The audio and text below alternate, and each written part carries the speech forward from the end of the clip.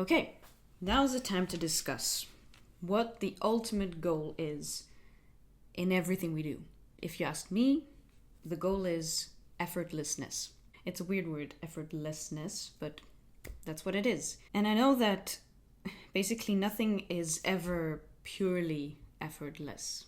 It's a contradictory term in itself because we have to put in some effort, but somehow some things in life seem effortless or are effortless. Maybe one of the things that are really, truly effortless are compounding returns of some investment. But those things are very few and far between in the world.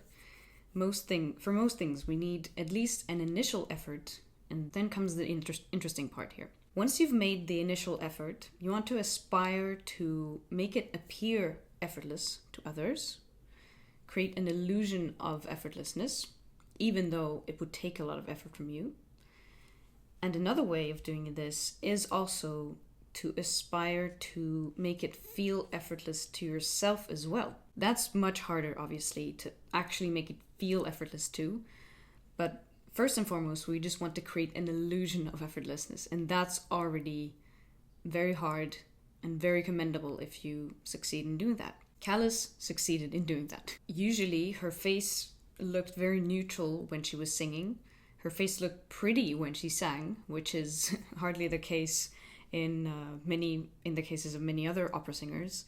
I think we usually have this stereotyped image in our head of just this kind of screaming face of operatic singing. And you can do it that way. Some people like that. But for me, it's not the epitome of effortlessness. For me, when Callas sings at her best, it's just wonderful to see that she can only concentrate on the interpretation, and everything concerning her technique and the delivery of the song looks automatic, and probably is very automatic and effortless. But it wasn't always the case. There's lots and lots of recordings where you hear that Callas is straining in some way. She's not completely liberated from the tension in the moment, in the performance. So it's very hard. Even the best can't do it all the time. So this is something you can take note of now. If you start listening a bit more to Callas's recordings, that you can start distinguishing when it sounds effortless and when it doesn't. But in any case, Callas did have the talent to actually make it possible, even though it wasn't there all the time. I believe that when you are effortless at something, it's the greatest achievement in excellence. It's the true form of excellence. And that's something that was already discussed in the antiquity, from what we know of the literary icons of that time. They also discussed this idea of concealing the effort behind something. That when you give a speech, for example, the public shouldn't notice how much you've practiced, for example, how much effort it actually took to get to the point where you can just be free in the moment and let your work shine through without thinking too much. Now let's hear what Callas has to say on this herself.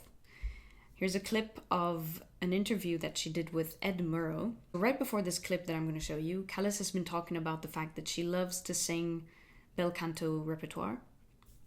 And in that style of singing, the schooling that she has and the technique associated with it means that in terms of the interpretation, every single element, like an embellishment or a trill, for example, every single one of them has a meaning, or that's how she wanted to think about it, at least, that the composer has seen to the fact that every single one, even though the trills and everything may seem futile, they actually do have a meaning, that it's there to convey a certain type of an emotion. And let's hear how she concludes this thought. So you see, Mr. Murrow, we have to show all this, but with the greatest of ease.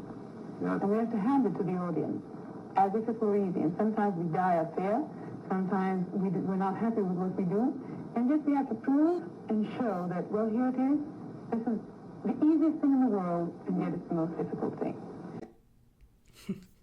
Yeah, she says it well, that even though you would feel that you didn't sing well, or it's just not going as well as you planned in any kind of way, You still have to just keep the facade and keep going on and pretend that you know exactly what you're doing and that you still want it to look effortless. But that was a big part of her expertise.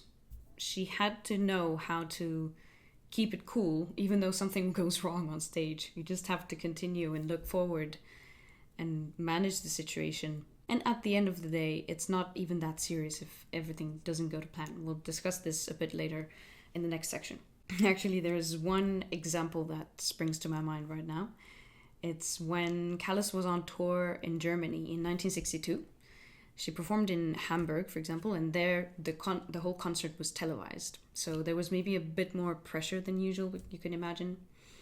The whole concert is just great. You can see it in full on YouTube, but if you want to. But for example, in the aria from Carmen, Habanera, so L'amour est un oiseau rebelle in French. Love is a rebellious bird, whatever that means. But in that aria, you can imagine, she's heard it like thousands of times probably in her life. She had never performed that opera in full, though, on stage, but she just sang this aria, and she messes up the words 2 times very badly. She uses a bit of gibberish and a bit of other words from other similar phrases of the aria, from a different point of the aria.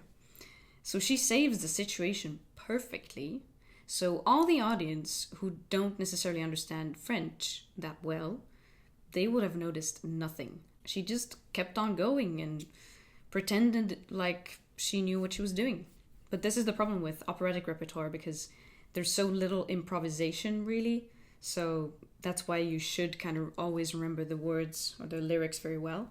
But for example, in jazz, it's a whole other story, because you can always just improvise and it's not frowned upon. It's even wished for. You can always change the lyrics if you want to. If you can't remember them, just invent something else and it's fine. It just goes to show that even in her case, she had this very huge, high pressure concert, televised and everything, and something went wrong, and still the public just adored her, obviously, because the concert as a whole was great, and her interpretation is just pure, like gold standard.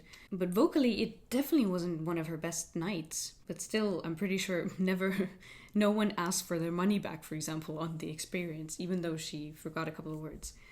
So it's not that serious.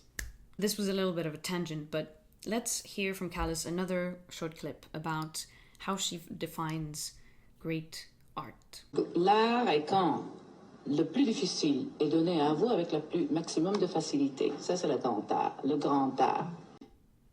Exactly. Great art is about presenting something with the most amount of ease. So, basically, effortlessly. But how does this actually happen? I would argue that this is one instance where the principle of the 80-20 principle also applies. So, 20% of work or effort leads to 80% of the outcome. The 20% that you do, especially in the beginning when you start practicing something, it takes a lot of effort. But then, after the initial struggle, you can start trusting that you have the leverage with the 80%. But once you do the first 20% well, the 80 will follow quite naturally. So when Callas practiced her operas, the initial effort was really tough. But once she had the good momentum going, with the fact that she knew music so well in general, and that she had practiced for so many years and from such a young age, she didn't need as much effort later on as she did in the beginning, naturally. But that's not to say that Callas would have always trusted this leverage of the 80-20 principle. Like we'll see in the next section, she knew about this idea, but didn't always execute it as well as she would have wanted.